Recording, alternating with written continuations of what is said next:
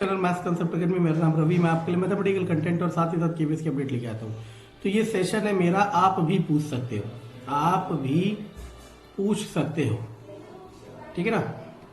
मैं तो बहुत कुछ करना चाहता हूँ, लेकिन बात वही है कि आप लोग कितना सपोर्ट करते हो मुझे, और अभी सपोर्ट बहुत ना के बराबर है, ठीक है ना। और जो लोग सिर्फ कमाने के लिए प्रोफेशन में आए हैं उनके लिए सपोर्ट बहुत है। चलो छोड़ो, तो मैंने बता दिया, आप भी पूछ सकते हो कोई भी क्वेश्चन, और हर क्वेश्चन को कराने का सबसे बेस्ट तरीका बताऊंगा। तो देखना, सबसे दो तरीके बताऊंगा मैं इस क्वेश्चन को कराने के, ठीक है ना। एक तरीका होगा कंसेप्ट, एक तरीका होगा ट्रिक, और दोनों तरीके देखना, कंपेयर करना। 1500 रुपए की दो वस्तुएं खरीदी, तो मान लिया एक वस्तु x रुपए की थी और एक वस्तु 1500 माइनस x की थी, ठीक है ना। एक पे 20% का लाभ हुआ, मान लो इस पे 20% का लाभ हुआ, एक पे 20% की हानि नहीं हुई। अब उसने कहा कि दोनों का विक्रय मूल्य सेम है। तो देखना, सुनना मैं क्या कह रहा हूं। तो सेलिंग प्राइस का फॉर्मूला आपको मैंने बताया था, क्या था, 100 plus profit percentage upon 100 into CP, यही था ना। तो इसका हो जाएगा x इंटू 120/100, और वहां हो जाएगा 1500 माइनस एक्स इंटू 80/100, और ये दोनों एसपी आ गए, और उसने कहा दोनों एसपी क्या है, सेम। अब आप इसे सॉल्व कर दो, इससे चला जाएगा, 0 से 0 चला जाएगा, 4 तिया 4 दूनी, तो 3x बराबर 15 दूनी 30, 3000 माइनस 2x, x 5x बराबर ये, तो 600, तो x आ गया 600।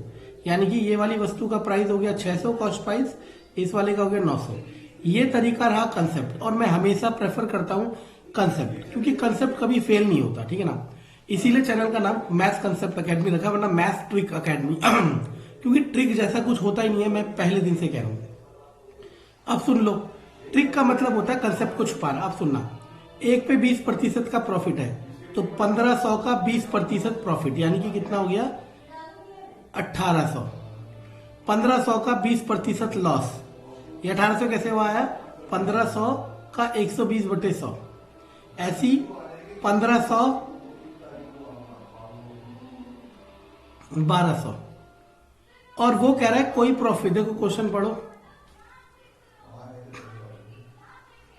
यदि प्रत्येक वस्तु का विक्रय मूल्य समान हो, तो यानी कि यहां पे क्या लिखना है, 0, तो ये आ गया 1200, ये आ गया 1800, 2:3।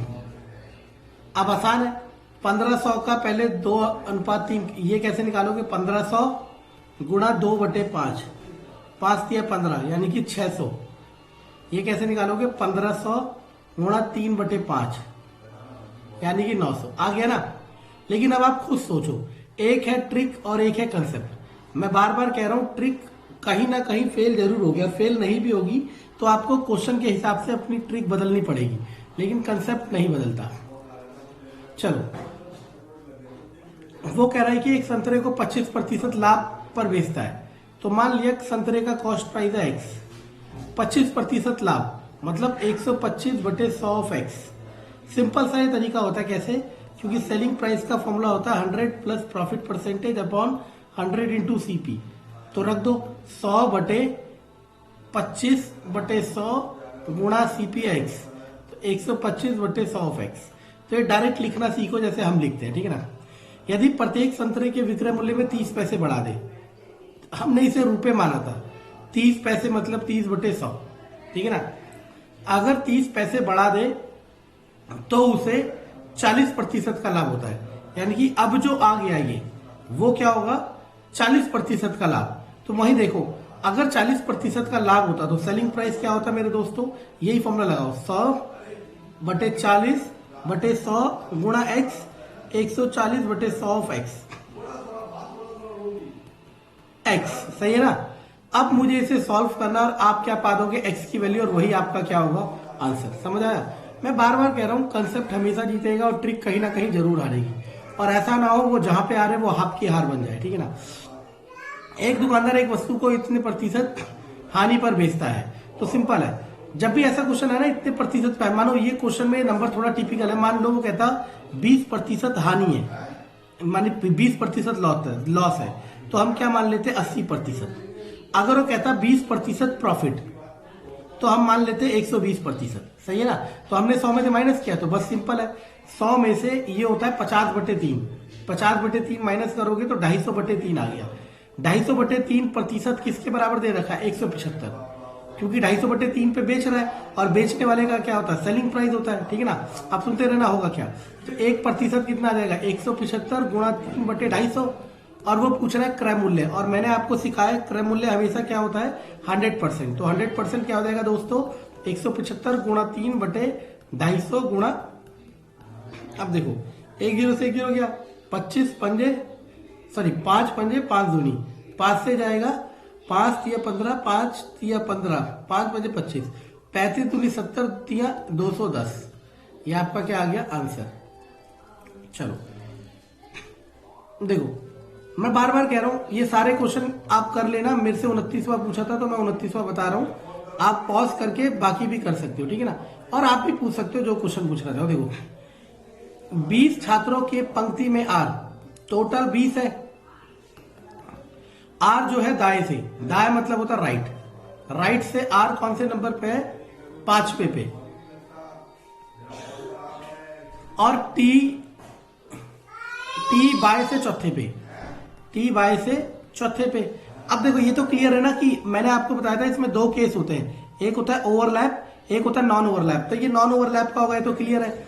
बीच में पूछ रहा है कितने लोग हैं। याद करो नॉन ओवरलैप के लिए, किसके लिए? नॉन ओवरलैप के लिए मैंने फॉर्मूला क्या बताया था? Total equal to left plus right minus plus m minus 2। याद आया किसी को? ये फॉर्मूला बताया था किस केस में? Non overlap. टोटल कितना है? 20, लेफ्ट से कितना है? 5, वो है 4 प्लस m माइनस 2, 9 में से 2 गया 7, उधर जाके क्या हो जाएगा? 13।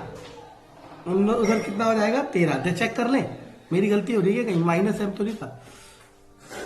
चलो चेक करते हैं। देखो 1 2 3 4 5 6 7 8 9 10 11 12 13। तो देखो 4 हो गए, 5 6 7 8 9 10 12 13 14 15 16 17 18 19 20। मेरी गलती होगी नहीं, ये माइनस m होता है, sorry. Total equal to left minus right minus m equal minus 2। यही होता है, left minus right. Oh sorry, left plus right, left से प्लस राइट से प्लस m प्लस 2। हाँ देखा, ये कंफ्यूजन मेरे से भी हो जाती है कभी कभी, तो कोई बात नहीं है इस पे, ठीक है ना। तो अब देखो करना क्या है, ठीक है। तो देखो, तो 15 5 4 9 9 2 11, तो आंसर आ गया, ओए एक मिनट, आंसर आ गया 2। वहां चले जाएंगे। ओके, तो m की जगह क्या आ जाएगा? 1 मिनट। अच्छा, तो डिस्क्रिप्शन आ गया, सॉरी, ठीक है ना। तो मैं दोबारा बता देता हूँ, यहाँ डिस्क्रिप्शन देवांश आ गया था बीच में। तो देखो क्या है, यही करते हैं। एक रो 20 बंदे हैं, ठीक है ना। आर जो है दाई से 5वें स्थान पे, आर जो है दाई से 5वें स्थान पे, टी बाय से चौथे स्थान पे, टी बाय से चौथे स्थान पे। अब वो कह रहे हैं इनके बीच में कितने, आर और टी के बीच में कितने होंगे ये बताओ। तो मैंने आपको, ये कौन सा केस आ गया? नॉन ओवरलैप का। कौन सा आ गया? Non overlap. ये तो क्लियर है ना। नॉन ओवरलैप के लिए क्या कंडीशन थी बच्चों? टोटल जो होता है वो बड़ा होता है लेफ्ट प्लस राइट से। This is the condition for non overlap, this is the condition for non overlap, ठीक है ना। देखो जो बच्चे नए हैं मैं उन्हें बता देता हूं, देखो बनाता हूं। देखो A B C D E और मान लो एफ और जी। सी जो है यहां से तीसरे नंबर पे है, एफ जो है यहां से दूसरे नंबर पे है, देखते रहना। अब मैं टोटल बंदे कितने होंगे? टोटल होंगे, देखो ये तीसरा वो 2, 5 हो गया। वैसे बंदे कितने हैं? 1 2 3 4 5 6 7। देखो अब 3 और 2 तो आ गया, 3 और 2 तो आ गया। अब बस मुझे कौन से बंदे चाहिए? जो बीच में है, जो बीच में है, तो मिडल में। तो ये फॉर्मूला किसका हो जाएगा? टोटल का। ये फॉर्मूला किसका हो जाएगा? टोटल का, ठीक है ना। तो टोटल का फॉर्मूला क्या हो जाएगा? देवांश आ गया था इसलिए डिस्ट्रप्शन हो गया था। टोटल का formula left plus right plus middle. जिसने मेरी ऑर्डर वाली, बस ये रैंकिंग वाली क्लास देखी होगी उससे दिक्कत नहीं होगी। टोटल कितना है इसमें? कितना था? 20। लेफ्ट से कितना है?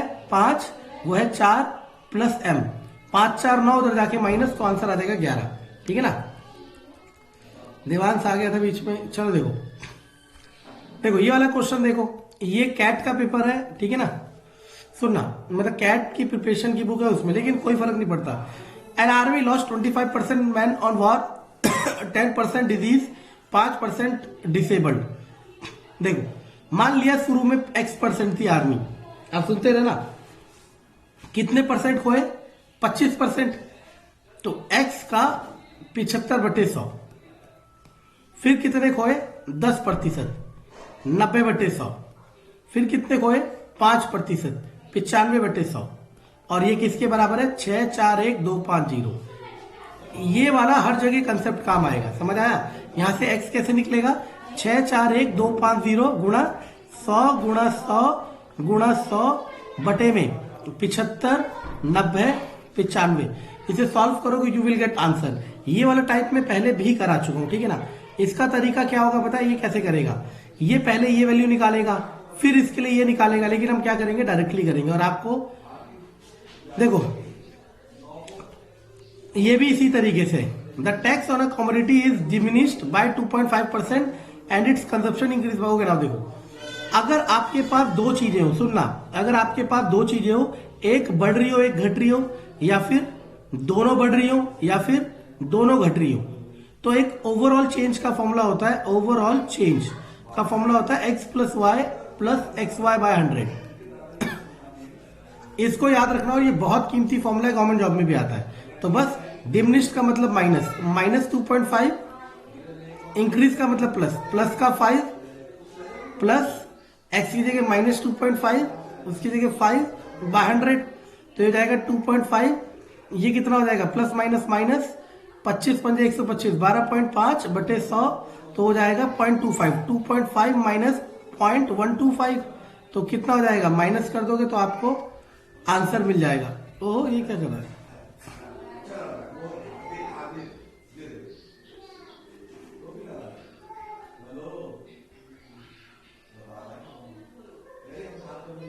टैक्स कमोडिटी डिमिनिश बाय इतना एंड कंजप्शन इंक्रीज होगा, पता नहीं, ये गलत कर रहा है बच्चों, ठीक है ना।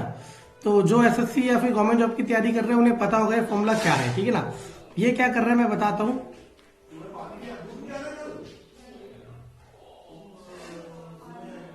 देखो ये भी तो ये लगा रहा है x + y + xy/100, ये 200 लगा रहा है, गलत है, ठीक है ना। ठीक है ना। तो ये आपका क्वेश्चन था, मैं कह रहा हूं आप भी मुझसे पूछ सकते हो, मोस्ट वेलकम, और मैं सारे क्वेश्चनों का जवाब दूंगा।